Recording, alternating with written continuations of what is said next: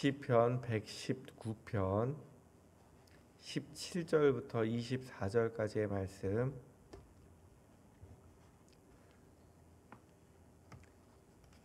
한 절씩 교독하고 마지막 24절은 같이 읽도록 하겠습니다. 제가 먼저 읽겠습니다. 주의 종을 후대하여 살게 하소서. 그리하시면 주의 말씀을 지키리이다.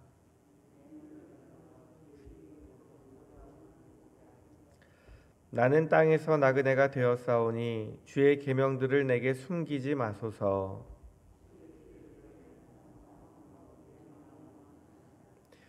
교만하여 저주를 받으며 주의 계명들에게서 떠나는 자들을 주께서 꾸짖으셨나이다.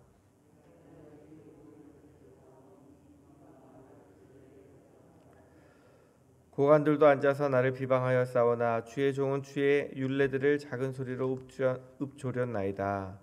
주의 증거들은 나의 즐거움이요 나의 충고자니이다. 아멘. 오늘 말씀은요 119편의 그 히브리어 세 번째 자음 끼멜로 시작하는 세 번째 연입니다. 오늘 시인은요 주의 계명을 사모하는 사람으로서 하나님의 보호하심을 간구하는 기도입니다. 시인은 주의 말씀을 깨닫기 원하며 기도하는데요, 하나님의 말씀을 지키겠다고 다짐합니다. 근데 그가 살아가는 환경이 하나님의 말씀을 온전히 묵상하고 그 말씀대로 살기에 힘든 상황이었던 것 같습니다. 오늘 17절 말씀을 잘 보시면요, 주의 종을 후대하여, 후대가 잘 해달라는 뜻이거든요. 하나님께서 잘 해주셔서 살게 하소서. 그리하시면 주의 말씀을 지키리이다. 이렇게 고백해요. 우리나라 말로 이해하면 마치 하나님께 조건을 거는 것 같습니다. 하나님, 저에게 잘 해주셔야 제가 하나님 믿지 않겠습니까? 만약 저에게 잘 해주시면 건강도 주시고 물질도 주시고 하나님 형통하게 해주시면 하나님 말씀을 지키겠습니다. 이렇게 이야기하는 것 같아요. 마치 조건을 걸고 하나님과 딜을 하는 것 같은 느낌입니다. 그런데 공동번역에서는요 이것을 어떻게 번역하고 있냐 하면, 당신 종을 너그러이 보시고 살려주옵소서. 당신의 말씀을 지키리이다. 시인이 무엇이라고 이야기하냐면, 하나님 저 좀 살려주십시오. 하나님이 살려주셔야 하는 급박한 상황 속에 있는 거예요. 하나님께서 나를 살려주셔야 하나님 말씀대로 살아갈 기회도 있지 않겠습니까? 오늘 주석에 보면 이런 식으로 해석을 합니다. 주의 종에게 은혜를 베풀어 주십시오. 그래야 내가 살아서 주의 말씀을 지킬 수 있습니다. 하나님 내게 잘해 주시면 하나님 잘 믿을게요. 이게 아니고요. 하나님 제발 저 좀 살려 주십시오. 그래야 제가 하나님 말씀 지키며 살아갈 수 있습니다. 시인이 굉장히 하나님 앞에서 간절한 마음을 표현하고 있습니다. 18절 말씀 보니까 무엇이라고 고백하냐 하면, 내 눈을 열어서 주의 율법에서 놀라운 것을 보게 하소서. 시인이요 육신의 눈이 아니라 영의 눈을 열어달라고 하나님께 기도하고 있습니다. 육신의 눈으로는 하나님을 아무리 찾아도 보이지가 않아요. 자기를 괴롭히는 사람들밖에 보이지 않아요. 그래서 하나님 내게 영의 눈을 보여주십시오라고 기도하고 있는데요, 예수님을 따라다니던 제자들 중에요 두 사람이 예수님이 돌아가시고 나자 예루살렘을 떠나서 엠마오로 갑니다. 이들의 마음에는 슬픔이 가득했고요, 근심이 가득했고 걱정이 가득했습니다. 예수님이 안 계시니 더 이상 희망이 보이지 않습니다. 근데 그들과 누가 동행하시냐면 예수님이 동행하세요. 그래서 그들에게 말씀을 알려주세요. 근데 그들은 그분이 예수님인지 알지 못해요. 영의 눈이 닫혀 있으니까 그들이 예수님이 함께 하시는 것을 알지 못하고 걸어가다가 마지막 저녁 식사 때가 돼서 예수님께서 기도하고 나서 영의 눈을 열어주시고 나니까 깨닫게 되는 거예요. 그 전까지는 두려워하는 마음으로 집으로 돌아가고 있었는데 이제는 기쁨으로 다시 예루살렘으로 돌아가는 모습을 봅니다. 또한 구약 성경에 보면 그 엘리사 때문에 아람이 자꾸 군대 그 작전을 실패하니까 아람 왕 베나닷이 직접 군대를 끌고 엘리사를 잡기 위해 사마리아를 둘러쌉니다. 그리고 엘리사를 내어 보내라고 이야기를 하고 있습니다. 그걸 보면서 엘리사의 종 게하시가요 굉장히 무서워하면서 떱니다. 주여, 저렇게 많은 적군들이 우리를 잡으러 왔습니다. 이거 우리가 어떻게 해야 합니까? 그때 엘리사가 게하시의 영안을 열어주죠. 그랬더니 둘러싸고 있는 사마리아 사람보다 그들을 둘러싸고 있는 하나님의 불말과 불병거가 더 많은 거예요.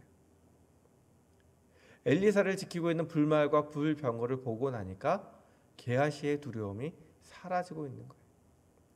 우리가 살아가다 보면 어려움을 겪을 때가 있습니다. 힘이 들 때가 있습니다. 그때는 더 이상 하나님도 보이지 않고 너무나 어렵고 힘든 상황 속에서 우리가 기도해야 될 기도의 제목은 무엇이냐면, 하나님, 내 영의 눈을 열어주십시오. 제가 하나님 하시는 일을 바라보게 되면 나에게 두려움이 사라질 줄로 믿습니다. 우리의 영의 눈이 열려야 우리와 함께 하시는 하나님을 볼 수 있고요, 두려움 없이 하나님을 의지할 수 있습니다. 그리고 19절에 보면 17절에 하나님께 후대해달라고 기도했던 시인이요, 이제는 자기 자신을 나그네라고 표현하고 있습니다. 나그네는 어떠한 사람이냐면 자기가 마땅히 딱 거할 거처가 없는 사람이에요. 안정을 취하지 못하고 여기저기 떠돌아다녀야 되는 괴로운 인생입니다. 근데 시인이요, 자기 상황을 나그네라고 표현하는 것은 하나님을 믿지 않는 사람들 사이에서 하나님 말씀 지키며 살아가는 것이 너무 힘든 거예요. 어디에도 속하지 못하는 나그네처럼 소속감도 없는 거예요. 시인은 20절 말씀에 주의 규례를 항상 사모했는데 얼마나 사모했는지 그의 마음이 상할 정도로 하나님의 말씀을 사랑합니다. 나는 하나님 말씀이 너무 좋아서 내 마음이 상할 정도로, 왜 하나님의 말씀을 사람들이 믿지 않지? 또한 이것이 왜 이루어지지 않지? 마음을 상해가면서 하나님의 말씀을 사모하는데, 그 다음 21절 말씀 보면 그를 핍박하는 사람들이 나와요. 교만한 사람들이고 저주를 받아서 하나님의 말씀을 떠난 사람들이에요. 오늘 이 20절 21절 말씀 보면 엘리야가 생각납니다. 엘리야는요, 하나님의 선지자로 하나님의 말씀을 사모했고요, 하나님 부르심 따라 생활했습니다. 근데 당시 시대가요, 아합 왕의 시대가, 아합이 바알과 아세라를 섬기기도 했지만 아합의 부인이 누구냐면 이세벨이에요. 이세벨은 어디 사람이냐 하면 시돈 사람이에요. 여기가 바알 섬기는 가장 중심지인 도시예요. 시돈왕 엣바알의 딸 이세벨과 결혼하고 나니까 이세벨이 이곳에 와서 우상을 전파하는데 얼마나 심하게 전파하는지 여호와의 선지자들을 다 잡아 죽여요. 그리고 바알만 믿으라고 이야기해요. 그러니까 엘리사가 성경에 보면 계속해서 아합 왕을 피해서 도망다니는 장면이 나옵니다. 어디 있는지 찾지를 못해요. 이스라엘 백성들이 이러고 나니까 바알 신앙을 믿고요, 하나님을 믿지 않아요. 그러니까 엘리야는 어디에도 속하지 못하고 도망다니는 나그네 신세가 되었습니다. 그러다가 이제 하나님의 말씀 따라서 갈멜산에서 바알과 아세라 선지자들과 싸워서 다 죽이죠. 그러고 나니까 이세벨이 이제 너도 죽이겠다라고 덤비고 나니까 엘리야가 도망가는 거예요. 마지막으로 하나님의 산 시내산까지 도망가서 그곳에서 하나님을 만나죠. 하나님이 세미한 음성 가운데서 말씀하실 때에 엘리야가 하나님께 이렇게 고백합니다.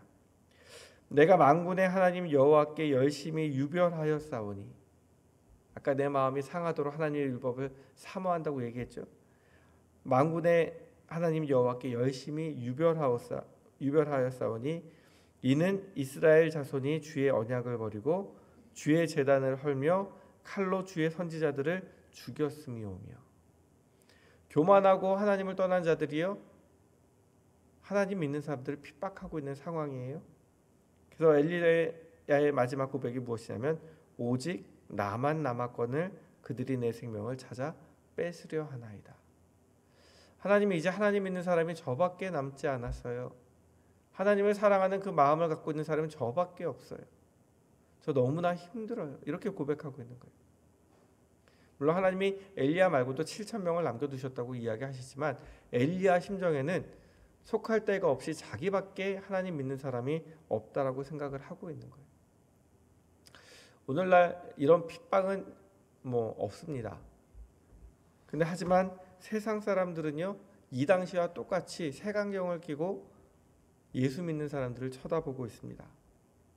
한국교회 초창기 시절만 해도 사람들이 제사 지내는 문제 때문에 교회 다니는 사람들을 싫어했습니다.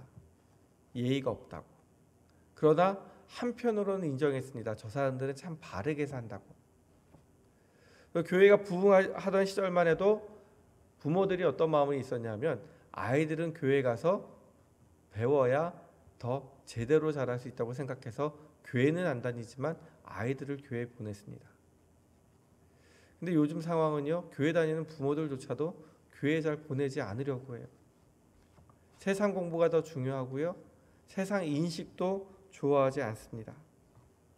그래서 심지어 직장인들이 이제 식사 기도를 안 하는 건 기본이고요, 하나님 믿는 것 자체를 이야기하지 않고 살아가는 사람들도 얼마나 많은지 모릅니다. 왜냐하면 하나님 믿는다고 하면 사람들이 색안경 끼고 보니까. 제가 대학 들어갔을 때였어요. 선배들이 딱 들어가고 나니까 무슨 대학교 1학년들은 그렇게 술들을 많이 먹이는지 가는 자리마다 술 마시라 그러는 거예요. 그리고 애들이 다 취해서 쓰러질 때까지 먹여요. 돈이 어디서 그렇게 많이 나는지. 근데 제가 그곳에 가서 저는 교회 다니기 때문에 술 안 먹습니다, 이렇게 얘기하고 좀 많이 혼났어요. 근데 누구한테 혼났냐면 안 믿는 선배들은 오히려 그래 너 교회 다녀 그러고 술을 안 권해요. 근데 교회 다니는 선배들이 와서 뭐라고 얘기하냐면, 야 너만 별나게 굴지 마, 나도 교회 다녀. 너만 믿음 좋은 척 하지 마. 술 마신다고 믿음이 나쁜 거야? 그냥 적당히 같이 마시면서 어울리면서 살아.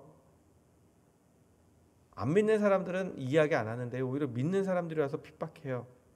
왜냐하면 자기는 마시고 있는데 안 마시는 사람 보면 자기는 기분 안 좋거든요.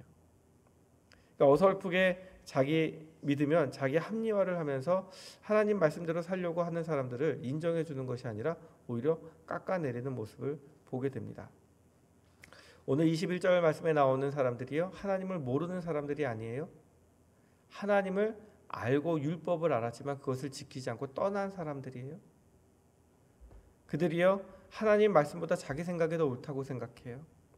하나님의 말씀이 기준이 아니라 자기가 그 자기의 기준을 세우고 다른 사람들을 판단하는 재판장의 자리에 앉아 있는 거예요.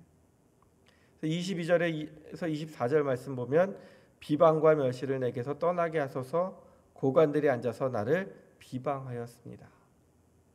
높은 자리에 앉아 있는 사람들이 자기 기준을 가지고 하나님 믿는 사람들을 판단하고 핍박한다는 이야기예요. 그런데 시인이 하는 것은 무엇이냐면요, 내가 주의 교훈을 주의 율례를 작은 소리로라도 하나님 나는 을조리겠습니다. 내가 큰 소리로 이야기하면 그 사람들이 너무나 핍박이 심하니까 하나님 제가 핍박을 당하는 그 상황 속에서라도 혼잣말하죠. 작은 소리라도 하나님 말씀을 읊조리겠습니다. 왜냐하면 주의 증거들이 나의 즐거움이기 때문입니다. 하나님의 말씀을 지키고 하나님의 말씀을 생각하는데요, 그것이 이루어지는 것을 볼수록 내 마음의 기쁨이 큰 거예요. 세상 사람들이 뭐라 해도 그 안에 있는 즐거움을 뺏어갈 수가 없는 거예요. 하나님, 나는 하나님의 말씀을 읊조리고 주의 증거들을 내 기쁨으로 삼겠습니다라고 고백합니다. 이 말씀을 보면 또한 다윗이 생각납니다. 다윗이 별난 사람이었죠. 사울에게 쫓겨다니면서 힘든 시기를 겪습니다. 남들은 그렇게까지 살아야 되냐고 이야기를 하지만 또한 남들은 그런 다윗을 보면서 비난합니다. 우리가 여지껏 시편을 계속 봐왔듯이 다윗이요, 시편 곳곳에서 얼마나 억울함을 토로하는지 몰라요. 하나님, 사람들이 나를 핍박합니다. 너의 하나님이 어디 있냐고 저를 조롱합니다. 얼마나 힘들어하는지 몰라요. 그럼에도 불구하고 다윗은 곳곳에 하나님을 찬양하고요, 하나님께 기도하고요, 하나님의 말씀을 읊조리는 장면들이 계속해서 나오고 있습니다. 왜냐하면 다윗에게 힘이 되는 것은요, 사람들의 이야기가 아니라 하나님의 말씀이었기 때문입니다. 그래서 다른 사람들은 사울 왕을 죽이라고 이야기하지만 다윗은 하나님의 나를 왕으로 세우시기로 약속하셨다면 내가 사울 왕을 죽이지 않아도 하나님께서 그것을 이루실 줄로 믿었기 때문에 하나님의 말씀대로 살기로 결단하고 그렇게 살아왔습니다. 우리도 이처럼 살아있는 믿음을 소유한 사람이 되기 원합니다. 남들이 보기에요, 여러분들은 굉장히 열심당원이에요. 그죠? 남들이 보기에 여러분들은 아주 심하게 예수를 열심히 믿는 사람들이에요. 주일 예배만 드려도 되는데 수요일도 예배 드려요. 심야 나와서 기도해요. 심지어 남들 다 자는 새벽부터 나와서 이렇게 기도를 해요. 남들이 보면 여러분들 욕할 수도 있습니다. 뭐 이렇게 극성적으로 믿냐고, 좀 편하게 믿으면 안 되냐고. 그러나 우리가 적당히 살다가 교만하여져서 하나님을 떠나는 것보다요, 열심히 살며 하나님의 증거들을 발견하는 것이 훨씬 행복한 일 아니겠습니까? 우리가 오늘 시인처럼 하나님 앞에서 기도할 때, 하나님 저에게 좀 후대해 주십시오. 하나님 잘해 주십시오. 제가 남들보다 더 잘 살기를 원하는 것이 아니라, 그래야 하나님의 말씀을 지키며 하나님 말씀대로 살아갈 수 있습니다. 내가 하나님 말씀대로 살아가고 싶은데 하나님 내가 너무 어렵고 힘들면 그렇게 살아갈 수 있는 힘이 없어지지 않겠습니까? 하나님 나를 도와주십시오. 주님의 보호가 있어야 우리가 신앙 안에서 잘 살 수 있습니다. 그래야 살아갈 수 있습니다. 그렇기 때문에 오늘 시인처럼 하나님께 나를 보호해 달라고, 하나님 내가 하나님 잘 믿는 삶으로 마지막까지 살아갈 수 있도록 하나님 저를 좀 잘 좀 대해달라고 간절히 부탁하시는 저와 성도님들이 되기 원합니다. 우리가 하나님을 향해서 뜨거운 마음을 갖고 있을 때 분명히 하나님께서 우리의 삶을 책임져 주시고, 무엇보다도 마음과 생각을 지켜주셔서 세상을 쫓아 살아가는 것이 아니라 하나님의 말씀을 따라 살아갈 수 있도록 힘과 능력을 주실 줄 믿습니다. 기도하겠습니다. 하나님 아버지, 저희를 후대하여 주십시오. 저희에게 좋은 것들을 많이 주십시오. 특히 성령을 주신다고 약속하신 하나님, 성령으로 인해 제 눈을 열어, 영적인 눈을 열어 주의 율법에 놀라운 것, 주의 증거들을 바라보게 하여 주옵소서. 그렇지 않으면 이 세상이 혼란하여 내 마음이 하나님보다 세상을 더 사랑할까 두렵습니다. 내 마음이 교만하여져서 적당히 신앙생활하며 주의 말씀을 떠날까 두렵습니다. 하나님을 더 사랑하고 하나님께만 매달리기 원하오니 하나님 저희를 후대하여 주시고 주님이 주시는 증거들을 사랑하고 자랑하는 자 되게 하여 주옵소서. 예수 그리스도의 이름으로 기도드립니다.